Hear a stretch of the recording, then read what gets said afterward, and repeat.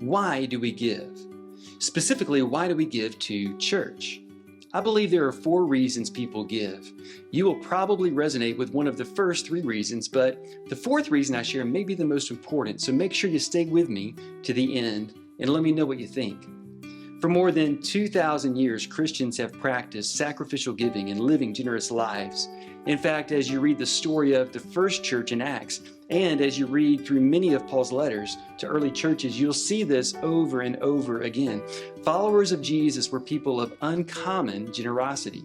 They understood that everything comes from God and that we are stewards of what God has given us. And in God's economy, the way we steward our money and possessions is a direct reflection of our faith and our dependence on God.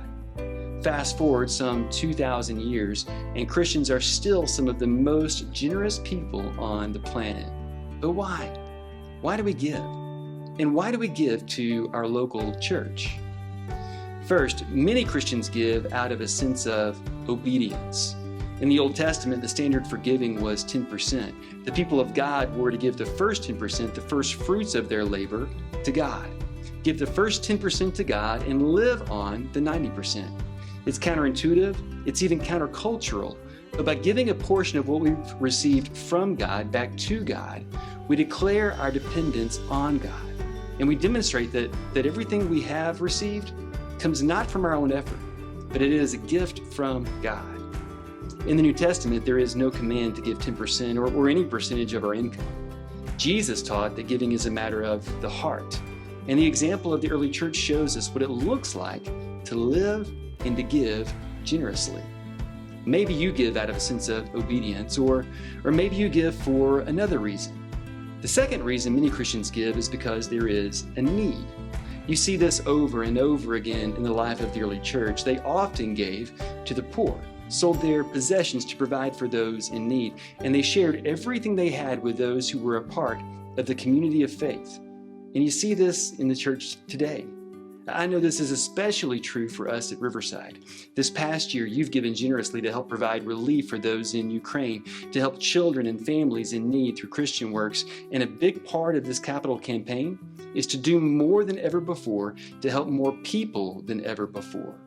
Whenever there is a need, a clear need presented, the church rises to meet that need. We do that because we want to relieve suffering and we want to help the hurting. Sometimes we do that together when there is a major need, but many times this happens as church members give to help each other or to help with smaller specific needs as they arise. Maybe you give because you want to help provide for a need, or maybe you give because of this. The third reason Christians give is because there is a compelling vision. If we come together and we give together, we could accomplish something bigger than we could ever do on our own. One of the most successful capital campaigns in all of Scripture happened when Israel prepared to build the first tabernacle. They were so excited to build a place of worship for the living God that they didn't just fund the vision, they overfunded the vision. The same thing happens in churches today. When a compelling vision of what could be is shared with the church, and the church catches the vision of what can happen when we come together and give. All of those reasons are important. And my guess is that the reason you give may line up with one of those reasons. But this fourth reason, it may be the most important. The Barna Research Group recently released what they called the Giving Landscape. In it, they surveyed more than 2,000 people, and part of what they wanted to find out is why people give. This may surprise you, but I think it's so true. They found that the number one reason people give is because it's who they are, which I think is really interesting. Do you think of yourself as a generous person? Are you a giver? Or are you more concerned with holding on to what you have?